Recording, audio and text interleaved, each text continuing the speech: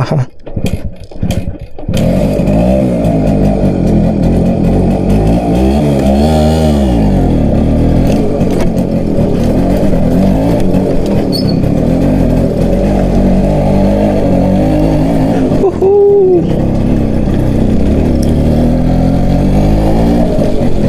Hi hello வணக்கம் நண்பா, welcome back to our channel. நான் உங்கள் மைதீன். இன்றைக்கான வீடியோ என்னன்னு சொல்லிட்டு வந்து பார்த்தீங்கன்னா, நீங்கள் தம்ப்நெயில் பார்த்துட்டு தான் உள்ளே வந்திருப்பீங்க. ஆஃப்டர் அ லாங் டைம் வந்து பார்த்தீங்கன்னா நம்ம Max 100 modify to RX 100 bike எடுத்துகிட்டு கோப்ரோ வியூவில் ரொம்ப நாள் கழித்து உங்களை சந்திக்கிறேன் நண்பா. அது எனக்கு ரொம்ப ரொம்ப சந்தோஷமாக இருக்குது. கிளாரிட்டிலாம் எப்படி இருக்குன்னு சொல்லிட்டு கமெண்ட் செக்ஷனில் கமெண்ட் பண்ணி விட்ருங்க. ஓரளவுக்கு மைக் செட்டப்லாம் ஓரளவுக்கு டீசெண்டாக பண்ணியிருக்கேன். அது எப்படி பண்ணியிருக்கேன்னு சொல்லிட்டு உங்களுக்கு வேணும்னா சொல்லுங்கள், நான் வீடியோவாக க்ரியேட் பண்ணி போடுறேன். இன்றைக்கான வீடியோ நான் சொல்லிட்டு வந்து பார்த்தீங்கன்னா, நீங்கள் RX 100 2024 இப்போ வந்து பார்த்தீங்கன்னா மே தாண்டி ஜூன் வந்துருச்சு. ஜூன் முடிய போகுது. ஜூன் எண்டில் நீங்கள் வாங்க போகிறீங்க அப்படின்னா என்னென்னலாம் பார்த்து வாங்கணும், ஒரு 5 பாயிண்ட்ஸ் மட்டும் என்னால் முடிஞ்ச அளவுக்கு 5 பாயிண்ட் இல்லைனா ஒரு 4 பாயிண்ட் நான் தெளிவாக உங்களுக்கு நான் எக்ஸ்பிளைன் பண்ணிடுறேன். அப்போ தான் உங்களுக்கு தெளிவான ஒரு ஐடியா கிடைக்கும். இந்த கோப்ரோ வியூ உங்களுக்கு பிடிச்சிருக்கான்னு சொல்லிட்டு கமெண்ட் செக்ஷனில் கமெண்ட் பண்ணிடுங்க. ஏன்னா நான் ஜே மவுண்ட் போட்டு ஹெல்மெட்டில் ஃபிக்ஸ் பண்ணலை, நான் வந்து செஸ்ட்டில் தான் ஃபிக்ஸ் பண்ணி எடுத்துகிட்டு போயிட்டுருக்கேன். இந்த ஆங்கிளோட குவாலிட்டி நல்லா இருக்கா எப்படி இருக்குன்னு சொல்லிட்டு ஏன்டா டேய் எனக்குன்னே வருவீங்களாடா, ஏன்ட்ட சரசம் பண்றக்கே வாட்டாப்பே உங்களை பெற்றுறாங்களா? கமெண்ட் செக்ஷனில் கமெண்ட் பண்ணி விட்ருங்க. நீங்கள் RX 100 வாங்க போகிறீங்களா என்னங்கிறத கமெண்ட் செக்ஷனில் கமெண்ட் பண்ணிடுங்க. வாங்க வீடியோக்குள்ள போகலாம். இந்த வீடியோ பிடிச்சா லைக் பண்ணி சப்ஸ்கிரைப் பண்ணி ஷேர் பண்ணி சப்போர்ட் பண்ண மாட்டேறாதீங்க. வாங்க வீடியோக்குள்ளே போகலாம்.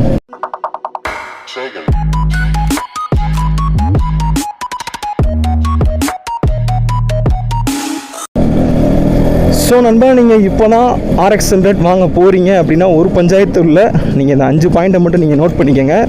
ஃபஸ்ட்டு பாயிண்ட் என்னன்னு சொல்லிட்டு வந்து பார்த்தீங்கன்னா, முக்கியமான பாயிண்ட் எல்லாருமே சொல்கிறது தான் இன்ஜின் நம்பரு, சேஸ் நம்பரு, சேஸில் எதனா மாடிஃபிகேஷன் பண்ணியிருக்காங்களா, பைக் மேலே எதனா கேசஸ் இருக்குதா, முக்கியமாக அதை தான் நீங்கள் ஃபஸ்ட்டு நோட் பண்ணணும். பைக்கில் வந்து பார்த்தீங்கன்னா இப்போல்லாம் ஃபோட்டோ எடுத்து தான் கேஸ் போட்டுட்ருக்காங்க. சிம்பிளாக ஈஸியாக கேஸ் போட்டு போயிட்டே இருக்காங்க.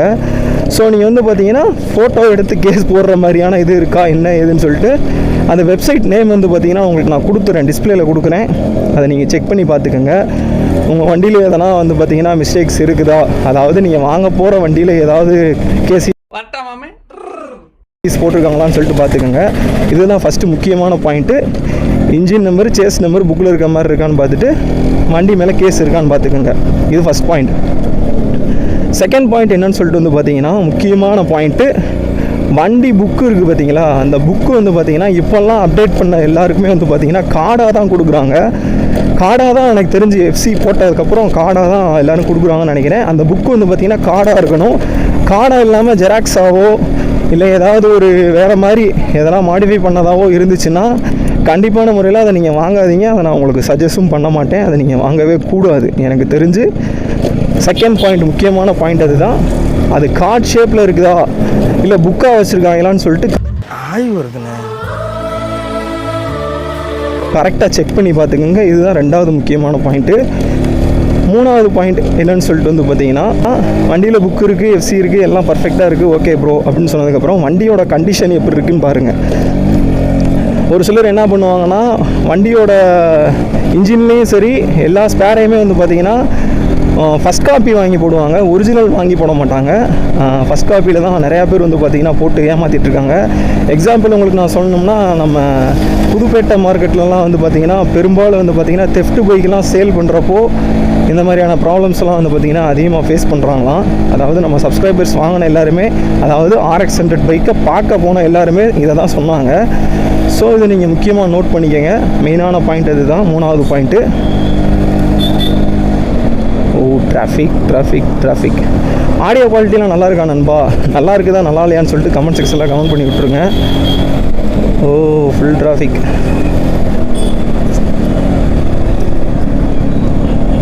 எவ்வளோ நாளாச்சு கோப்ரோ வியூவில் மீட் பண்ணி.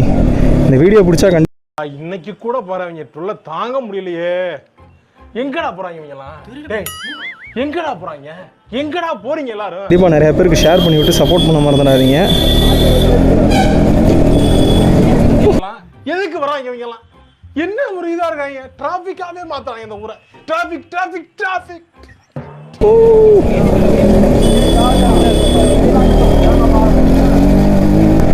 வந்து பார்த்தீங்கன்னா நீங்கள் 4வது முக்கியமான பாயிண்ட் நோட் பண்ணக்கூடிய பாயிண்ட் என்னன்னு சொல்லிட்டு வந்து பார்த்தீங்கன்னா, வண்டி புக்கு எஃப்சி எல்லாம் பார்த்துட்டேன் நண்பா, எல்லாத்தையும் கரெக்டாக பார்த்து நான் வாங்கிட்டேன்.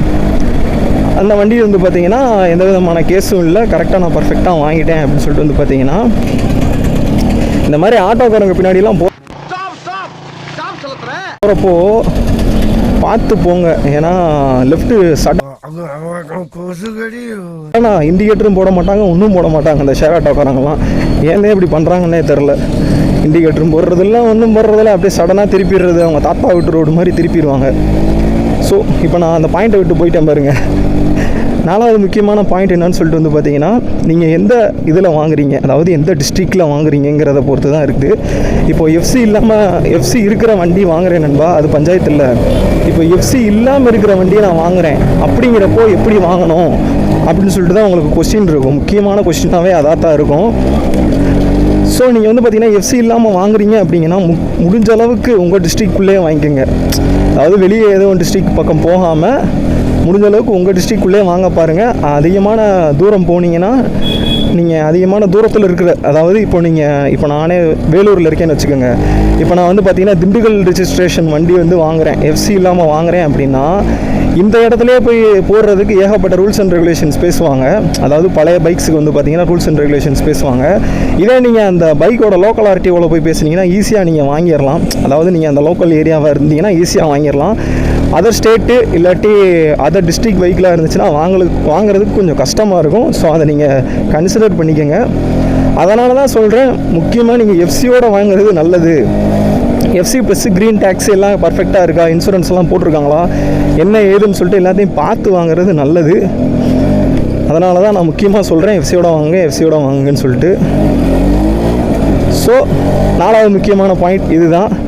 5வது பாயிண்ட் என்னன்னு சொல்லிட்டு வந்து பார்த்தீங்கன்னா, ஒரு 2 வருஷம், அதாவது ஒரு டூ இயர்ஸ் கூட இல்லை, 2025 எண்டு வரைக்கும் ஒரு 1.5 இயர்ஸ் மட்டும் வெயிட் பண்ணிங்கனாலே போதும். ஒரு 1.5 இயர்ஸ் வெயிட் பண்ணிங்கனாலே உங்களுக்கு கண்டிப்பான முறையில் வந்து பார்த்தீங்கன்னா RX 100 ரீலான்ச் ஆக போகுதுன்னு சொல்லிட்டு இருக்காங்க நண்பா. அந்த பைக்கோட லுக்கு அது இதுன்னு சொல்லிட்டு எல்லாமே லுக்கு, அதோட ஸ்பெக்கு எல்லாமே வந்து பார்த்தீங்கன்னா லீக் ஆக ஆரம்பிச்சிருச்சு. இது வரைக்கும் லீக் ஆன ஸ்பெக்ஸ் என்னென்னு சொல்லிட்டு வந்து பார்த்தீங்கன்னா நான் டிஸ்பிளேல கொடுத்துட்றேன், நீங்கள் பார்த்துக்குங்க. Oh my God. So last point என்னன்னு சொல்லிட்டு வந்து பார்த்தீங்கன்னா அதோட ஸ்பெக்கு இதெல்லாம் நான் கொடுத்துட்றேன். ரீலான்ச் ஆக போகிற RX 100 4 ஸ்ட்ரோக்கில் தான் ரீலான்ச் ஆகும். இப்போ நம்ம ஜாவா பைக் எடுத்துக்கிட்டிங்கன்னு வச்சுக்கோங்கன்னா, அந்த SD ஜாவா இருக்குது பார்த்தீங்களா, அந்த பைக்கெலாம் நீங்கள் எடுத்துக்கிட்டிங்கன்னா ரீலான்ச் ஆன பைக் வந்து பார்த்தீங்கன்னா பழைய பைக் அளவுக்கு பர்ஃபார்ம் பண்ணலன்னு சொல்லிட்டு தான் வந்து பார்த்தீங்கன்னா நிறையா கேள்விப்படுறேன். நான் பார்க்கல, யூஸ் பண்ணவங்க கிட்ட கேட்ட வரைக்கும், நான் அதாவது ரோட்டில் சடனாக போய்கிட்டு இருந்தவங்ககிட்ட கேட்ட வரைக்கும் ஜாவா பைக்கெலாம் வந்து பார்த்தீங்கன்னா இப்போ புதுசாக லான்ச் ஆன 4 ஸ்ட்ரோக் பைக்கெல்லாம் யூஸ் பண்ணுறதுக்கு நல்லாவே இல்லை ப்ரோ, மொக்கையாக இருக்குது அப்படின்னு சொல்லிட்டு சொன்னார் ஒருத்தவர். அதாவது ஒரு 1 இயருக்கு ஓட்டுறதுக்கு நல்லா இருக்குது, 1 இயருக்கு அப்புறம் வந்து பார்த்தீங்கன்னா இன்ஜினில் ப்ராப்ளம் வர ஆரம்பிச்சிருது அப்படிங்கிற மாதிரி சொன்னார். அது அவரோட ஃபால்ட்டாக என்ன ஏதுங்கிறது எனக்கு தெரில. ஸோ அதே மாதிரி RX 100 ரீலான்ச் ஆக போகிறதும் இருக்குமோ,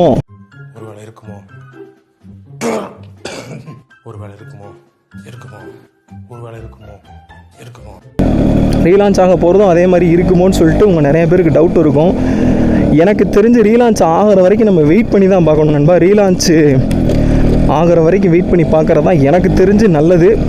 வெயிட் பண்ணி பார்த்துட்டு அதோட ஸ்பெக்கு அதோட இதெல்லாம் பிடிச்சிருக்கு, அதோட ரிவ்யூவெல்லாம் பார்த்துட்டு அது பிடிச்சிருக்கு அப்படின்னா நீங்கள் அதையே வாங்கிக்கலாம்.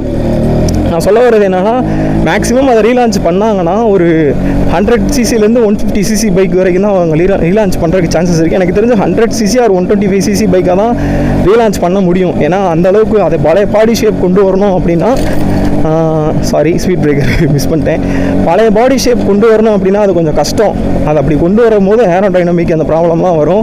ஸோ ஹையர் சிசியாக கொடுக்குறப்போ அந்தளவுக்கு பாடி ரொம்ப ஒல்லியாக இருக்கும். பழைய RX-லாம் பார்த்தீங்கன்னா அந்தளவுக்கு ஒல்லியாக கொடுக்கணும்னு ஆசைப்பட்டு அவங்க ஒல்லியாக ப்ரொடக்ஷன் பண்ணாங்கன்னா அது 120cc மேலே இருக்கக்கூடாது.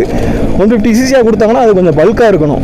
அந்த சிசிக்கு ஏற்ற மாதிரி தான் பைக்கோட ஸ்பெக்கும் இருக்கணும், ப்ளஸ்ஸு அந்த பைக்கோட உருவமும், அதாவது தோரணை, அந்த தோரணை தான் நிறையா பேருக்கு பிடிக்கும். இன்னொன்று பீட்டு, அதே மாதிரி பீட்டு வருமா அப்படிங்கிறது ஒரு ஓ மை காட். பரவாயில்ல, பிக்கப்லாம் வேறு லெவலாக தான் இருக்குது நண்பா, சர்வீஸே பண்ணலாம் கூட. ஸோ அது வந்து பார்த்திங்கன்னா நீங்கள் கன்சிடர் பண்ணிக்கோங்க. அதோட பீட்டு பழைய மாதிரி வருமா அப்படின்னு சொல்லிட்டு எனக்கு தெரியாது. உங்களுக்கு யாராவது தெரிஞ்சுன்னா கமெண்ட் செக்ஷனில் கமெண்ட் பண்ணுங்க. யமஹாவில் ஒர்க் பண்ணுற யாராவது இருந்தீங்கன்னா அதோட டீட்டெயில்ஸ் எதனா ரிலீஸ் ஆகுதா, அதாவது ஷோரூமில் ஒர்க் பண்ணுறவங்க அந்த டீட்டெயில்ஸ் எதனா உங்ககிட்ட சொன்னாங்களா, மேனேஜர் எதாவது சொன்னாரான்னு சொல்லிட்டு கமெண்ட் செக்ஷனில் கமெண்ட் பண்ணி விட்ருங்க. எவ்வளோ தான் நண்பா, இந்த 5 டீட்டெயில்ஸ் தான் முக்கியமாக நீங்கள் பார்க்கணும். அதாவது 5வது நான் சொன்னதை நீங்கள் நோட் பண்ணாதீங்க, முதல்ல சொன்ன 4 பாயிண்ட்டை நோட் பண்ணிக்கோங்க. புக்கு கரெக்டாக இருக்கணும், எஃப்சியில் இருக்கணும், ப்ளஸ் வந்து பார்த்தீங்கன்னா எஃப்சிங்கிறது கார்டாக இருக்கணும். கார்டாக தான் கொடுக்குறாங்க. இப்போ நம்ம ஆதார் கார்டில் எடுப்போம்ல, சின்னதாக தருவாங்களா, அந்த கார்டை நான் ஃபோட்டோ போட்டு விட்றேன். இந்த மாதிரி தான் இருக்கணும் உங்களுக்கு எஃப்சி கார்டுங்கிறது. புக்காக இருக்கக்கூடாது. புக்காக இருந்துச்சுன்னா அது கொஞ்சம் பார்த்துக்குங்க. ஃபேக்கான வண்டியாக கூட இருக்கலாம், ஃபேக்காக க்ரியேட் பண்ண வண்டியாக கூட இருக்கலாம். எல்லாத்தையும் இது பண்ணிக்கோங்க. முடிஞ்ச அளவுக்கு புதுப்பேட்டை மார்க்கெட் அந்த மாதிரி பழைய மார்க்கெட்டில் RX 100 வாங்குறத தவிர்த்துக்கோங்க. ஈஸியாக தெரியாத அளவுக்கு ரொம்ப ஈஸியாக வந்து பார்த்திங்கன்னா மாடிஃபை பண்ணுறதா கேள்விப்பட்டேன் நான். ஸோ வாங்குறது யார்கிட்ட வாங்குறீங்க அப்படின்னா முடிஞ்ச அளவுக்கு ஒரு கன்சல்டன்சி அல்லது தெரிஞ்சவங்க கிட்ட அல்லது தெரிஞ்ச மெக்கானிக் கிட்ட சொல்லி வாங்குறது உங்களுக்கு பெஸ்ட்டு. அதெல்லாம் தான் நீங்கள் பார்த்து வாங்கணும். இதெல்லாம் நீங்கள் செக் பண்ணி வாங்கணும். முக்கியமான முறையில் வண்டி எஃப்சியோட வாங்கணும். நீங்கள் யார்கிட்ட வாங்குறீங்கிறது முக்கியம் இல்லை, கரெக்டான இதாக வாங்கிக்கோங்க. தப்பாக வாங்கி மாட்டிக்கிறாதீங்க. என்னால் முடிஞ்ச அளவுக்கு எனக்கு தெரிஞ்ச பாயிண்ட்ஸ் எல்லாத்தையும் உங்கள்கிட்ட தெளிவாக நான் எக்ஸ்பிளைன் பண்ணிட்டேன் நண்பா. ரொம்ப நாள் கழிச்சு GoPro வியூவில் மீட் பண்ணியிருக்கேன். நல்லா இருந்துச்சா நல்லா இல்லையான்னு சொல்லிட்டு கமெண்ட் செக்ஷனில் கமெண்ட் பண்ணுங்கள். நான் கொஞ்சம் ஆர்வமாக பேசியிருப்பேனா என்ன இதுன்னு எனக்கு தெரில. எடிட்டிங் எப்படி வரப்போகுதுன்னு தெரில, மைக் குவாலிட்டி எப்படி இருக்குன்னு எனக்கு தெரில. நான் டெஸ்ட் பண்ணவே இல்லை. பார்த்துட்டு உங்களுக்கு நான் போகிறேன். இந்த வீடியோ பிடிச்சா லைக் பண்ணி சப்ஸ்கிரைப் பண்ணி ஷேர் பண்ணி சப்போர்ட் பண்ணுறாங்க. இதேமாதிரி நெக்ஸ்ட் ஒரு தரமான வீடியோவில் வந்து மீட் பண்ணுற வரைக்கும் எழுத டாட்டா போயிட்டு உங்கள் மாரி கீரிப்பில்லை போகுது நண்பா, கீரிப்பில்லை. ஓகே நண்பா, நெக்ஸ்ட் ஒரு தரமான வீடியோவில் மீட் பண்ணுறேன். பாய்.